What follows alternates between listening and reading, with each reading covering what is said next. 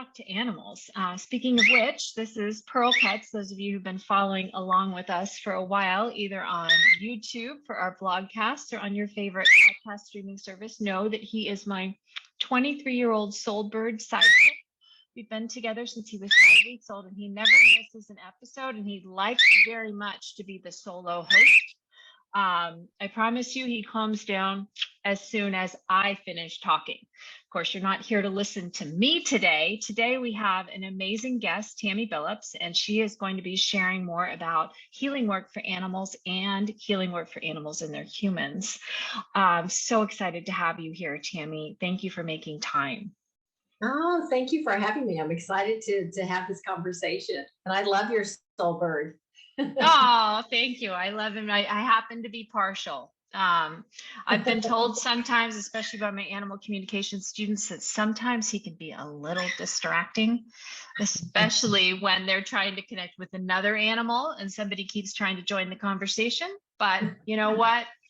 When you've got it, you've got it. Share it loudly. So, of course, those of you who are joining us maybe for the first time because you're interested in hearing from Tammy specifically, I want to say welcome.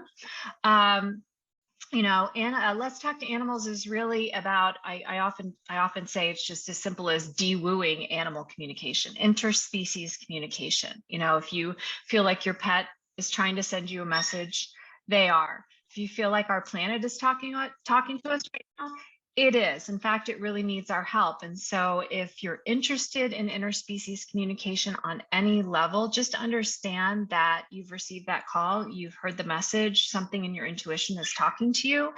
I think it's amazing that you've chosen to listen to Let's Talk to Animals instead of, green smoothies for success or, how to work 4 days a week and live in Bali. I mean, there's so much to choose from out there in the podcast sphere and certainly on YouTube. So thank you for being a part.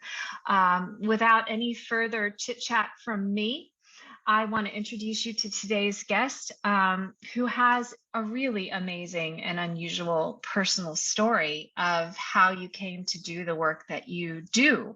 And I would love it. Of course, this podcast, this blogcast is often a favorite for developing intuitives, healers, and animal communicators. And it's really inspiring to hear, how you got started.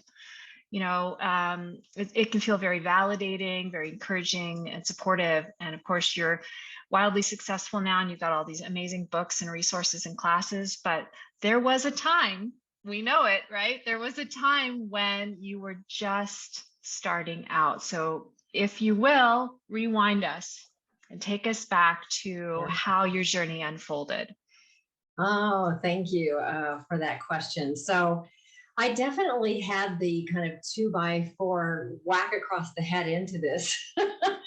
And lots of times people do. And mine came through traumas, in that it was through my mother's passing. And then 3 weeks later, my first pet, my first cat, Kahlua, she passed. And of course, it's always a bit harder for us to recover from those beings that pass that we're around 24/7, that we're around all the time. And based on what I had learned through my mother's passing, because I was a kind of student of her death process, I guess you could say, her transitional process, because it came out of nowhere and 6 weeks later she was gone. And my goodness. During that time, she was talking to people on the other side that were coming to greet her. And I would just normalize it for her, and wanting to hear more because that was a new thing for me at the time. But it opened up that process, and I'll forever be grateful for her for opening my mind through that time to raise my awareness about what is possible and about these other dimensions that wasn't on the radar before. So when Kahlua passed, my sense was that there was nobody on the other side to greet her because my mother did not like cats at all. Oh, wow. Yeah. And so I was like pleading to the heavens, let her come back and live with me. And when I went to bed that night, she was the most routine. I had 3 cats at the time, but she was the most routine cat that I had. meaning that as soon as I turn off the light and I turn over, she jumps on the bed and goes, and comes around, waits for me to raise up the couch, and she goes down behind my knees.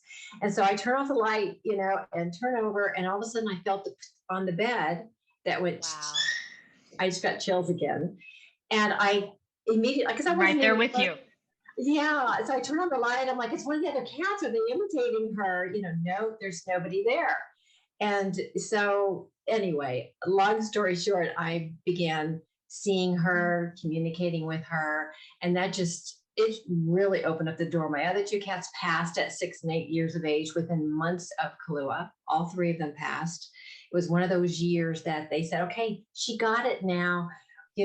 She's good. And they decided to move on, but it was a very difficult year, to say the least. But how I got into what I'm doing now is because I always wanted to be a healer of some type. And I was always drawn to help others feel better.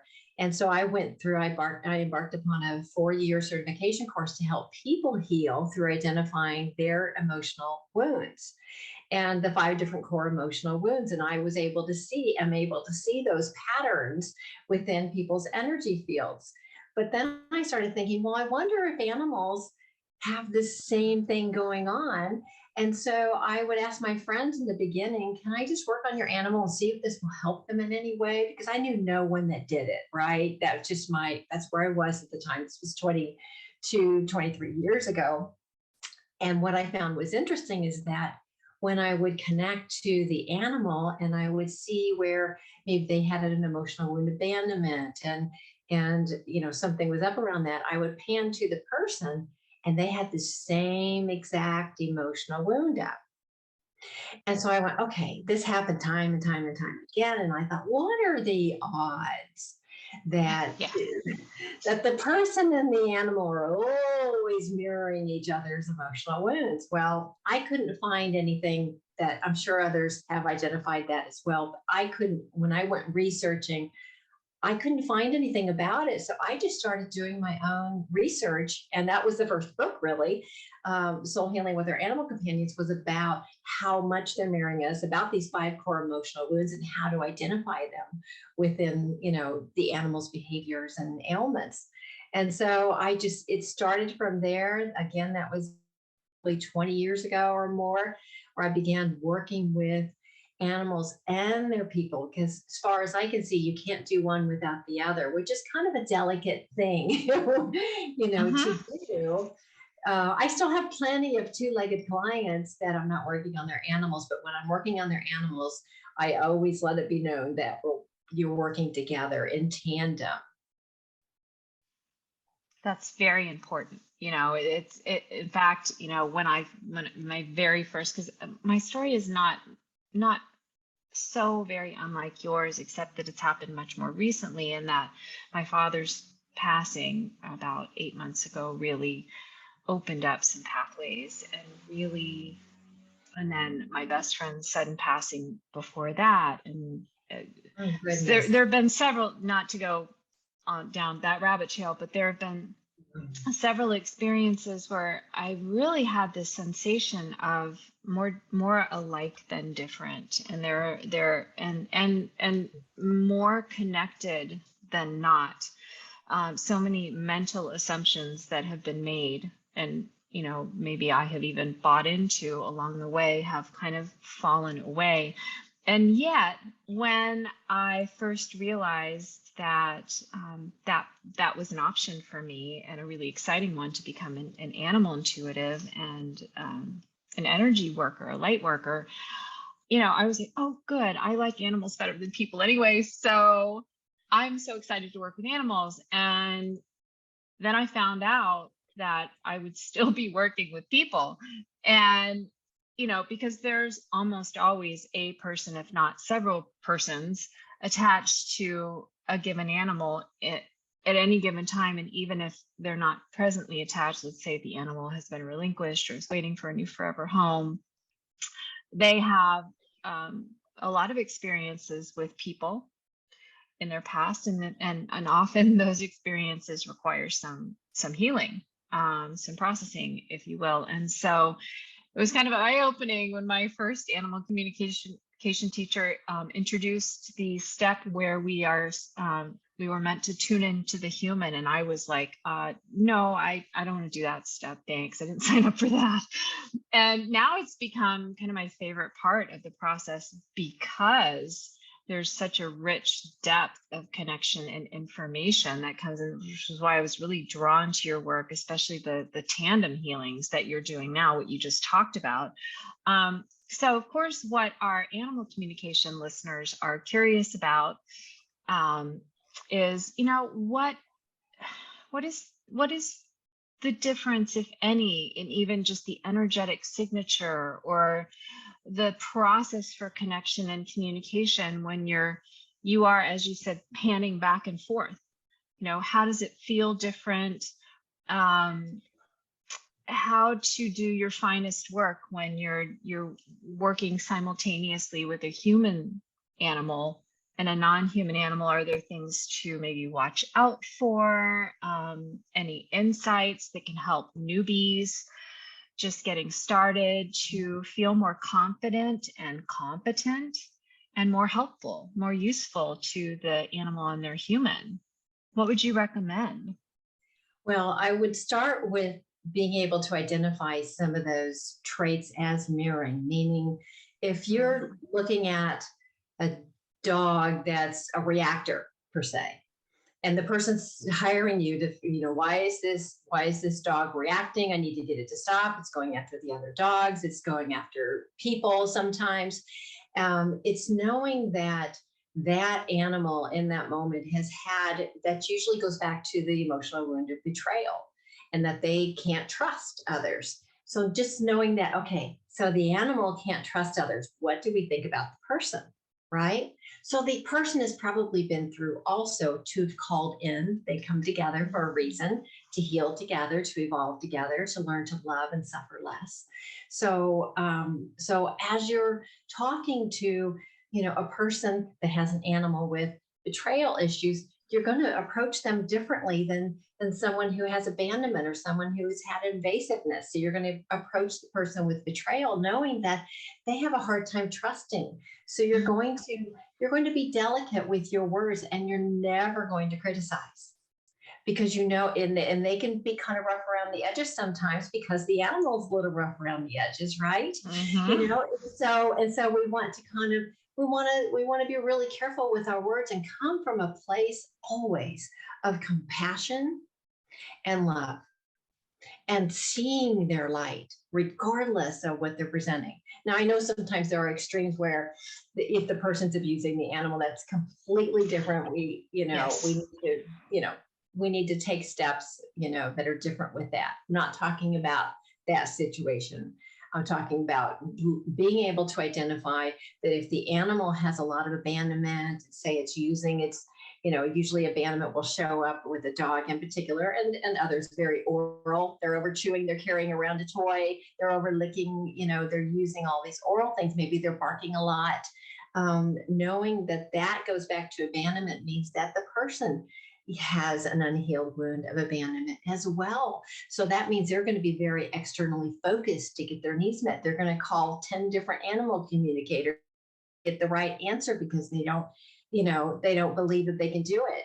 They believe they can trust themselves because they're going to be looking externally. So I could go on and answer this question. Boy, and it's so interesting because I'm working with a client right now, or clients, a dog. It's so interesting that you use that example. A dog who is overreactive, runs after small children, runs after the neighbor's elderly dog, runs after other small dogs, barking, barking, barking. And I happen to know the human personally, which puts a little different spin on it, to really invite myself to take a step back and forget what I know about that human personally and take a look at and the when the client came to me, the request was, I just want a normal dog. And it's like, okay, let's talk about that. It's like, and it's been intriguing me all day, and knowing that I was having this conversation with you, and just being in process where we've just started the connection process with the animal and her person, and just realizing, this can be really delicate work.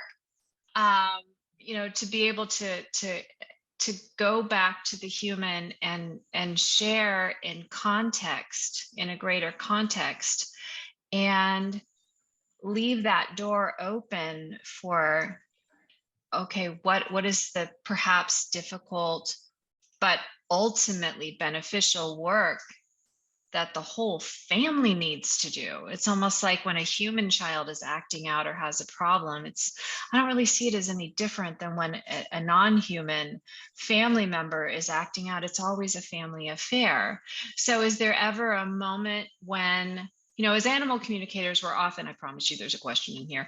As animal communicators, we're often taught, one human, one animal at a time, but is there ever a time when you find it is healing or necessary to bring the entire interspecies family into the mix? I'm just curious about it. I know you're really launching out with tandem healings, which is fascinating to me, but I'm curious about the family dynamic, because I know that you have this intensive training and these certifications as well. So what do you think? Yeah, so they're going to have, the animal's going to have different soul contracts with each person in the house. And that's why you see the animal act differently with different people in the house, because they're mirroring different aspects of them that they've signed up to heal together. I mean, we do have these soul contracts with each one. So I'm always open to, when the person says, oh, my husband's in the room, like, oh, put me on speaker. If you feel comfortable doing, obviously, if they feel comfortable doing that, if they're open to it, just because sometimes when they actually hear it from the person versus from the spouse or the partner or the child or whoever it is, it can have more validity, more credibility. So I get that question a lot regarding, well, if my husband or if my spouse would just do this, then I'm sure the animal wouldn't do that. Can you fix them? And the thing of it is that that's a way for them to kind of stop focusing on themselves, because they don't want to be the issue, right? And even though there can be truth to it, the only thing we can really work on is our reactions to the animal and our relationship and our soul contracts. Now, if the other person in the house says, wow, whatever you're doing is working with them, for why is she doing that with you? That's different now. And that the animal is still doing it the other way with them, then those are the ways, those little seed plantings, when we model a behavior, is always going to go further. And of course, depending on the relationships within the family dynamic as to how open they are. But I'm always open if they say, my daughter wants to be included, or my son, or, can I do this? Yes, absolutely. Let's all get on board. But knowing that I'm unattached to them all getting on board. And because I believe and trust in the process and accept things, and you have to be able to accept everyone's level of consciousness for where they are. And when you do that, then they're going to be more receptive. I mean, when you really do it, not just say you do it, but when you really accept that person may not be there to be able to shift that dynamic between them and the animal, then it's okay. Trust the timing. And it's amazing how many times I've done one session with someone, and you never hear back, and you think, yeah, what happened here? I probably said this, or I did that. And then you get this referral, from them, and said, you changed their life. It's like, what? You just never know, right? Right. And just being truthful to yourself, stay in integrity, accepting the person where they are and the family where they are, and trusting that there is a higher plan, that you get to be a seed planter, but you're hired to work with that person, that particular party in the family. And so you're going to be helping them to shift their awareness if they're open to it. And then hopefully that will have a ripple effect. Yeah, this resonates so deeply, because of course, as we start our journey, there is that intense desire be of service, to be helpful, to be useful, to find meaning in our journey and know we're making an impact, and a unique impact at that, that yes, we ourselves bring something that nobody else brings to the table that can be helpful. And yet recognizing that, I love what Don Miguel Ruiz has, these 4 agreements, and he talks about don't take anything personally and don't make assumptions. And that has been really helpful for me as I've, connected with hundreds of different people and animals now, and realizing sometimes the session I think went the worst because my brain has certain presets about what it decides are the markers I need to look for that indicate success, home run, you did a great job, pat yourself on the back, atta girl, whatever. They're all missing. Maybe it's because that human expresses satisfaction or appreciation in a different way. Maybe it's because that person is not comfortable expressing it at all, except possibly through a referral. And just kind of tabling that and go, my job is to show up when I'm called. And, I often also hear, because of course I come from a business and marketing background, and the concern is, well, but the market is saturated. There are so many healers, there are so many communicators. And I'm like, no, go down to the local shelter and take a look at all the animals that are there. There will never be enough healers and enough communicators to meet the need. And if you're feeling if you're listening right now and you're still listening right now, and you're still intrigued, and there's something that was like, and I used to think it was the cool kids club. Like I hired animal communicators. I didn't think I would ever be one. And I was like, oh, that's such a cool, it's like singing. You either have it or you don't. And it's like, not really. This is a birthright. And that's where Let's Talk to Animals started from. This is a birthright gift. Now, what you do with it, where you go with it, that can be shaped by your unique background. Like you said, your mother passing, and then your cat passing, and then your other cats passing. And it was like, there was kind of a pivotal moment or series of moments for you.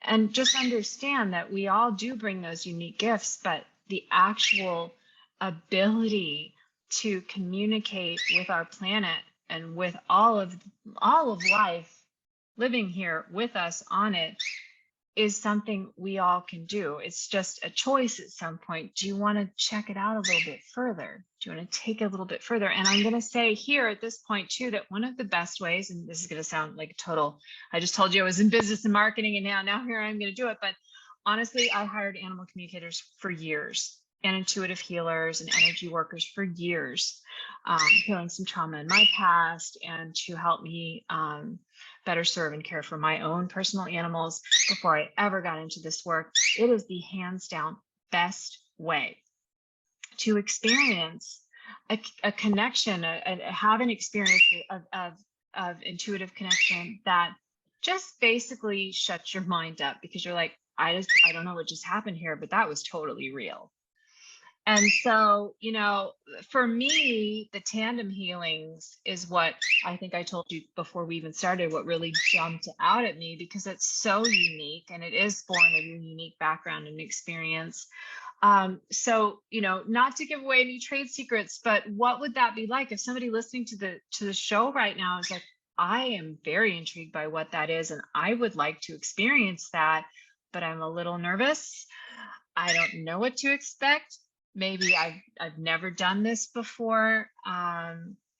What's it going to be like? That kind of thing. Can you give us a few tidbits to maybe ease some anxieties and give people some first steps they can take if they want to experience this with their animal? Well, the tandem healings, I did a lot of case studies trying to kind of find my way through it. I would see, because I would work on some animals, and maybe the reason why the person contacted me would immediately stop, but then the animal might revert. And my theory was that it was because the person was still in that same emotional wound, and that energy was still most prevalent between the two of them. So of course they just slipped right back into it. So that was really the reason why I decided to ask for volunteers to do case studies on Mhm. me connecting with them both heart to heart, soul to soul. So what I usually will say is that tandem healings are designed to go to the soul contracts that you're mirroring and things that you're healing together. So they're not two individual healing sessions that just happen to be Got happening it. side by Okay. side. What it is, the purpose of it is to go to, okay, if they're both working on abandonment, then let's go to that, because when she feels better, he feels better, when he, vice versa, right? So I connect both like a triangle, heart to heart, soul to soul, and then I kind of start observing, where this, what the soul contracts are, and then just see what's moving out. So and a lot of times there is a lot of this emotional wound stuff. Sometimes it's karmic, sometimes there's some projection, there's maybe the pinnacle teachings that are involved, or some physical soul contracts where the animal might have taken on some of the physical issues, which I used to have that happen with my animals all the time. Yeah. Before I started my own inner healing journey, my animals would, if I got asthma, my cat got asthma. If I got a UTI, another one, like, it was amazing. And I just thought, what are the odds? But it does happen. It can happen. It's amazing, because especially for those of us that get emotionally very attached to our animals. Yeah. So everyone can always, as far as a tip, of just pulling themselves back and looking at their animals' behaviors and maybe even physical issues as, well, what message is in this for me? What part of me, is feeling that way, or not focused, or whatever it is that the animal's going through. It's like when the person calls out, my dog is jumping, jumping, jumping, jumping, jumping, and I don't know why he's jumping, and I can't get him to stop jumping. And like, I'm jumping, hearing her talk Right. about it. Just listening to her talk. Right. Right. And I'm going, okay, nobody's grounded here, and so the animal's always mirroring us, in some fashion. Sometimes there are button pushers, and we've enlisted that at a soul level as well, for them to push our buttons, where all of a sudden we're feeling disrespected, like, and not heard, like what we were as a child. It's like, yeah, watch this. Here's this issue. You still have this. You need to work on this. So it's pretty incredible, and the more you're open to looking at things that way, is going to extremely benefit your relationship, because then your animals can sometimes stop on a dime what the behavior was. It's like, oh, she got it. Oh, he got it, and then I hear that all the time. I see that with my current animals. I'm like, okay, what's the message for me? Thanks, guys. What are you trying to tell me? And I get that. And the behavior just is no longer there. They don't do it anymore. So this would save a lot of medications, sometimes surgeries, not always, of course, but it does have that ability to not just let the focus be, I need to fix my animal. It's like, okay, is there something in tandem that we're working on here? What could that be? What can I do to help myself get in alignment in a higher vibration, so that I'm working on my things? And then watch how your animal reacts to that. I mean, once I started my inner healing journey, and I've had hundreds of sessions. I mean, I was in weekly for years. That doesn't mean everybody has to do that. It just so happened I had a lot of stuff to heal. But as soon as I did that, my animals, their physical wounding and their issues and their behaviors, I mean, it was dramatically different. I used to be at the vet all the time, when I was sick all the time. So I can really relate. Answer. I can really relate, and so can he. We had a mirroring health issue for many years, and spent hundreds upon hundreds of dollars at the vet before I finally hired an animal communicator. This was way back in the day, and discovered that there was a mirroring issue going on. And I was given an affirmation just to share with him. And slowly but surely over the years, because I was very unacquainted, if that's even a word at the time, with working on health issues manifesting on a subtler level than just the physical. I wasn't really well acquainted with how that could work. But over the years, as we worked more and more with it, you've just gotten healthier and healthier and happier. And that makes mommy healthier and healthier and happier and happier, right? speaking of people being very emotionally attached to their animals, and that is a really good point, because, I often refer to animal communicators as one piece of the puzzle. Having somebody come to me and wanting that abrupt shift in the animal's behavior,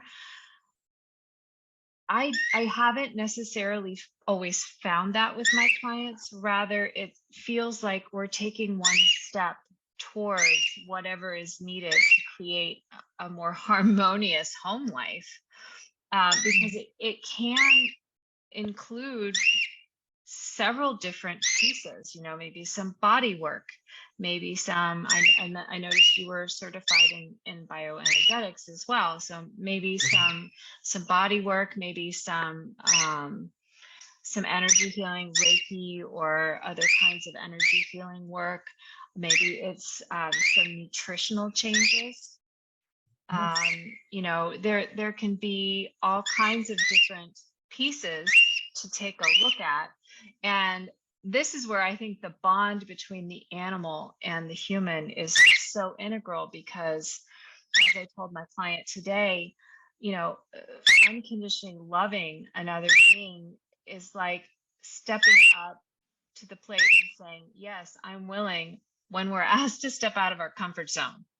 Because a lot of this stuff, it's like the animals feel pretty open to it, but their humans are kind of like, you said you want me to do what?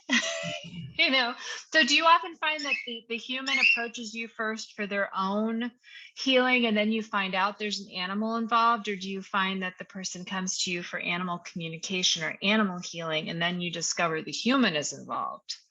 Oh, it's definitely more the latter. Where, it's a fix my animal, or they want, it's hurting them to see their animal suffer, of course, because they love their animal. And sometimes it's a slower process of introduction to the person feeling safe enough to kind of go a little bit deeper. And I always honor their timing, whatever that is. And frequently I will start tandem healings with one couple, an animal and a person. And before we know it, we're only working on the person, because they've seen such a dramatic change in both of them. And now they feel safe enough to go deeper, because it is hard to be in a human body. It is, isn't it? It really can be. And animals it really can be, yeah. And I feel sometimes that animals get it more quickly than humans do. So you'll see that transformation in the animal, but then the human's like, wait, I'm still playing catch up here.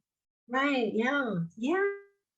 Because of what they've been through, and it really does take acceptance around their pace. And it's just, the more you do it, the more you learn what approaches might work with different people, and just listening to your intuition, but always accepting them for where they are and seeing their light and having compassion no matter what.